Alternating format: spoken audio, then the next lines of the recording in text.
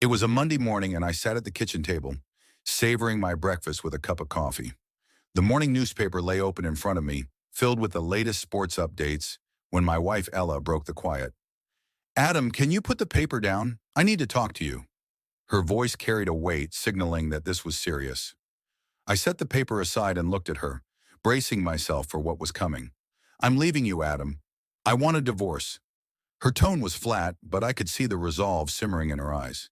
A mix of anger and relief surged through me, and I shrugged nonchalantly, turning back to the sports section. "Is that it?" I asked, my voice steady. Ella's irritation was palpable as her voice tightened. "I mean it, Adam."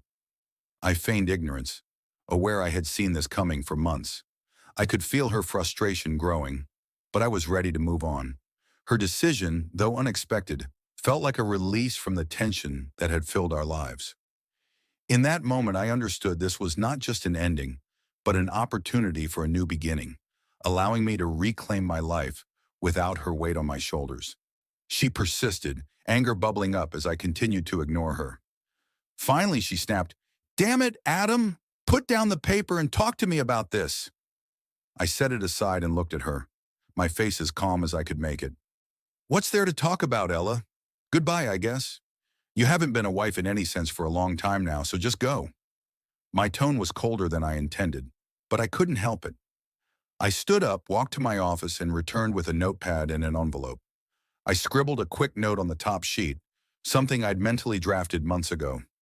"To Brandon, thanks for taking her off my hands. Here's hoping she keeps you satisfied." It was petty, but I couldn't resist. For a final twist, I added a lottery ticket I'd bought the night before and tucked everything into the envelope. With a smirk, I handed it to her. "When you see him, give him this." Ella's face went pale as she realized I'd known about her affair all along. She stammered, looking away, but I was done letting her off the hook. "Just because you thought I was clueless doesn't mean I actually was, Ella," I said, struggling to hold back a bitter laugh. When she reached for the envelope in my hand, I held it back. "Actually, I think I'll mail it myself. I don't trust you not to read it and throw it away." With that, I turned, grabbed my coat and keys, feeling the weight lift slightly as I took my first steps toward reclaiming my life. As I walked out, I called over my shoulder, "By the way, pack up and leave by the weekend." Ella's voice rose behind me, yelling that she wasn't going anywhere and wouldn't let me take the house. Her words echoed but quickly faded as I closed the door, her anger becoming just background noise. My focus was now on what needed to be done, on regaining my own space, and on clearing out the remnants of a relationship built on lies. That day marked the start of my freedom, the beginning of moving on from someone who never deserved my trust. That day I went to the bank and closed our joint accounts, transferring everything into a new account solely in my name. I also canceled our credit cards and opened new ones for myself. The entire drive to work, I felt lighter, almost amused. I stayed late that evening, sharing drinks with Sarah, my assistant of 8 years, who knew more about my situation than anyone else. Sarah and I joked around, and as the drinks flowed, I half-jokingly mentioned I'd be back on the market soon. She gave me a sly smile, saying, "Forget about other women, Adam. I might just take you up on that offer myself." I laughed, a little taken aback, but secretly pleased. For years we'd had a good working relationship, but I'd never realized she might be interested in more.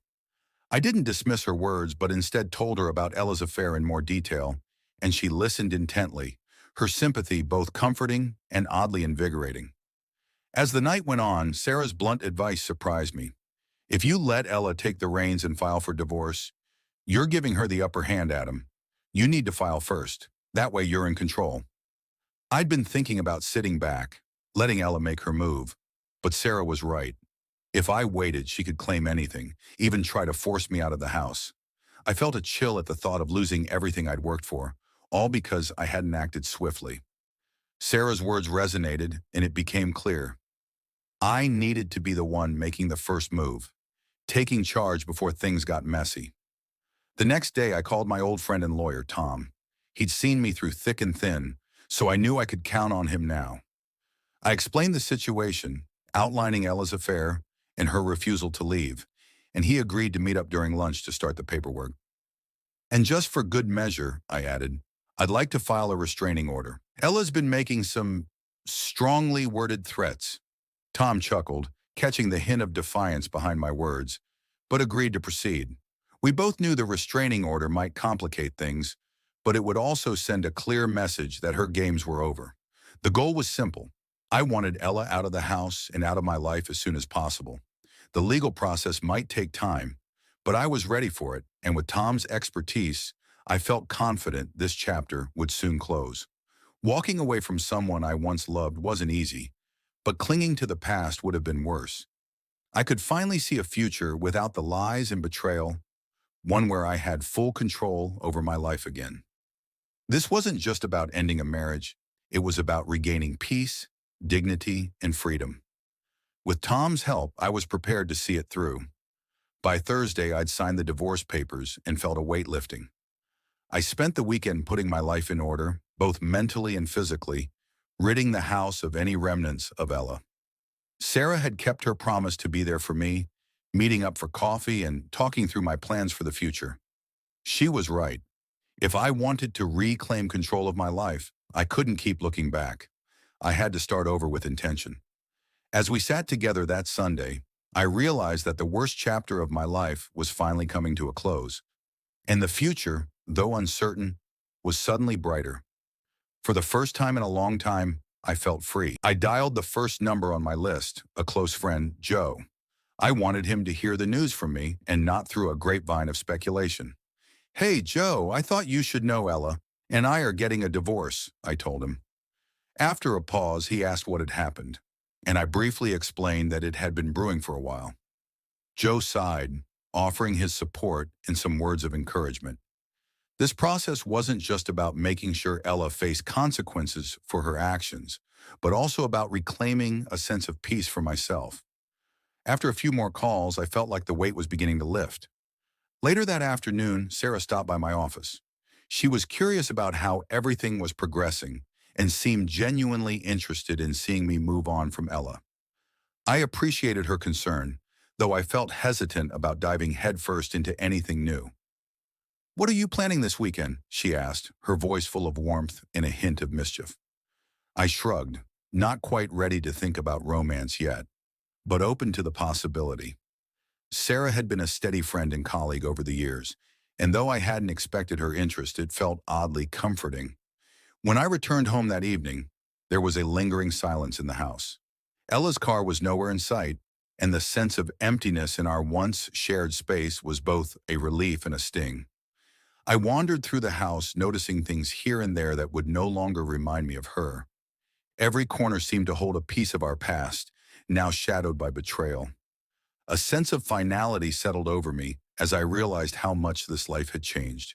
The house, now mine alone, felt like a blank canvas on which I could rebuild my life. The next morning, Sarah and I met for coffee at the local cafe. We spoke about work, my plans, and her ambitions, laughing and sharing stories that had nothing to do with the past few days. She brought a fresh energy that I hadn't felt in years, helping me see the possibilities that lay ahead. When she casually mentioned taking a day trip to the lake, I couldn't resist the idea. It was a welcome break from the tension that had filled my life recently, and being around someone who saw me for who I was, without the baggage, felt like a breath of fresh air. As we sat in the sun, sipping our drinks and enjoying the moment, I realized how much I craved this kind of connection, someone who could uplift me and bring joy back into my life. The thought of escaping to the lake filled me with excitement. It felt like a chance to reset, to breathe, and to shed the weight of my past. I wanted to explore this new chapter with Sarah, and I could tell she was equally interested. It wasn't just about finding solace from the chaos of my recent life, but also about embracing new beginnings. Together, we could carve out our own space away from the memories that haunted me, and I was eager to see where this journey might lead us. By the weekend, I had started embracing the changes, finding solace in the idea of a new beginning. Packing away the remnants of Kathy's life and finally setting aside the painful memories left me feeling lighter. As I watched the sunset from my now peaceful, empty house, I felt a renewed sense of purpose. With Kathy officially out of my life, I could finally focus on building something new, rooted in honesty and free from betrayal. Though the path ahead was uncertain, it was mine to walk, and I was ready to take that step forward. The months that followed were a whirlwind of change and healing with my life. Taking unexpected turns, I could hardly have imagined the fallout from Ella's betrayal had long since faded into the past, and the clarity I'd gained from my conversation with her former lover had been surprisingly liberating. Tyrone's honesty about his own misguided involvement with Ella had offered me some closure, allowing me to fully distance myself from the toxicity she'd brought into my life. Surprisingly, I'd come to appreciate that strange encounter at the Hilton more than I'd initially thought, as it had truly set me on a path to closure. As I embraced this new chapter, I found myself more open to new experiences and relationships. I spent more time with Sarah, who had quickly become a beacon of light amid the darkness. Our day trips to the lake and coffee dates evolved into deeper conversations, revealing dreams and aspirations we both held. I started pursuing passions I had long neglected, from photography to hiking, rediscovering parts of myself that had been overshadowed for years. Each day felt like a new opportunity, and with every passing moment I felt stronger and more resilient. Life, it seemed, was inviting me to step forward, and I was ready to seize the future with both hands, grateful for the lessons learned and the strength I'd gained along the way. Meanwhile, Sarah and I had continued our slow but steady journey towards building a new life together. We moved in together shortly after my divorce finalized, and although I had been hesitant to jump back into a committed relationship, Sarah's kindness and patience had been exactly what I needed. Our love grew in a way that felt authentic and grounded, and when she told me she was expecting, my heart raced with excitement. We were going to be parents, and the knowledge filled me with both awe and responsibility. The news of twins had been a delightful surprise, though I was keenly aware of the challenges that lay ahead. Our home was soon filled with the sounds of laughter, conversations about nursery colors, and the thrill of anticipation. I'd come a long way from the man who was once buried under the weight of betrayal and bitterness, and I found myself thanking Sarah for all the love and joy she brought into my life. This family we were creating together was my new purpose, and the prospect of fatherhood was something I eagerly embraced professionally. Things were equally fulfilling. My assistant Jan, always quick with a witty comment, was thrilled to hear about Maria and the upcoming twins. She would often sneak in baby tips and advice as we worked, and our office became a space of shared joy as everyone rallied around to celebrate. The chatter about diapers and nursery themes blended with our usual banter, creating an atmosphere of camaraderie that made the workplace feel more like a community. My productivity soared, and I found myself enjoying my work with renewed enthusiasm, knowing that I was building a future not just for myself, but for the family that awaited me at home. With each passing day, I felt more connected to my purpose, balancing the demands of my career with the anticipation of becoming a father. I embraced every opportunity to share in the excitement of Sarah's journey, whether it was attending prenatal classes together or simply discussing names over coffee breaks. This sense of shared purpose transformed not just my home life, but also how I approached my career. I tackled projects with a fresh perspective, eager to prove to myself and those around me that I was ready for whatever challenges lay ahead. The past had taught me invaluable lessons about resilience and the importance of surrounding myself with positive influences. And now, as I look toward the future, I felt a profound sense of gratitude for the people who supported me along the way. Life had a way of turning the page, and I was excited to see what the next chapter would bring. Looking back, I saw that everything, every hardship, every painful memory had ultimately led me to where I was meant to be, with Sarah by my side. In two little lives on the way, I was no longer the person I had been during those dark days of my marriage to Ella. Life had come full circle, and I was grateful for the journey that had brought me here. It wasn't a perfect story, but it was mine. And in the quiet moments as I held Sarah's hand, I knew I was exactly where I was supposed to be.